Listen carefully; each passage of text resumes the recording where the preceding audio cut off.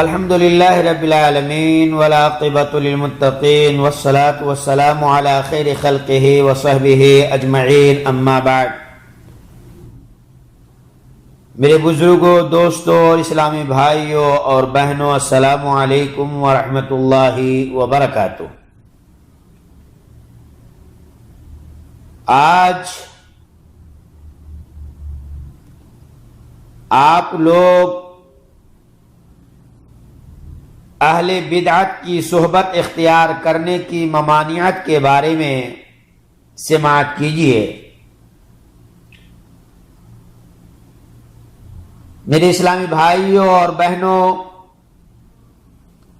بہت سارے علماء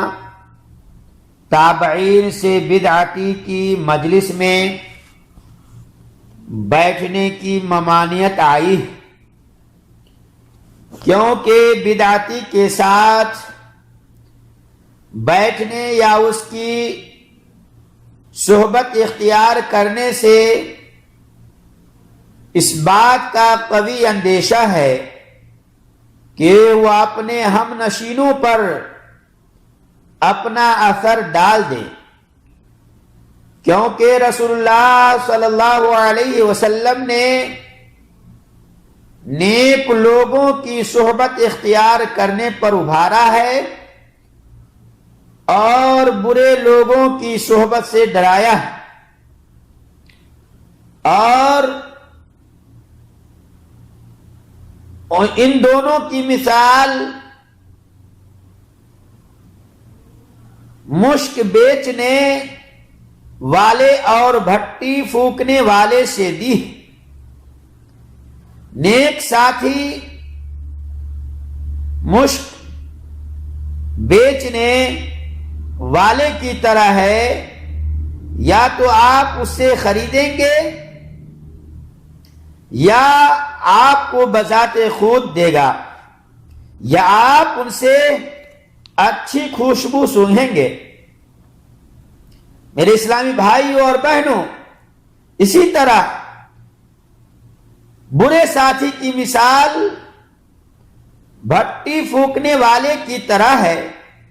کہ یا تو آپ کے کپڑے کو جلا دے گا یا آپ اس سے بدبو سونگھیں گے۔ دیکھیے صحیح البخاری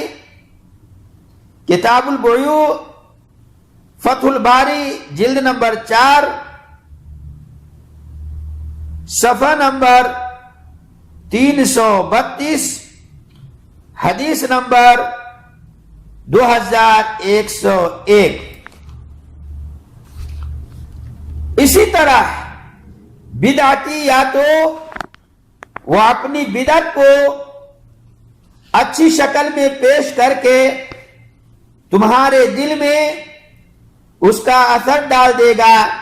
یا تمہارے سامنے خلاف شرع کام کرنے کے تمہارے دل کو بیمار بنا دے گا، یا اسے تکلیف میں مبتلا کر دے گا۔ اسی وجہ سے حضرت حسن بصری رحمہ اللہ نے فرمایا کہ اہل اہوا کے ساتھ میل جول نہ رکھو،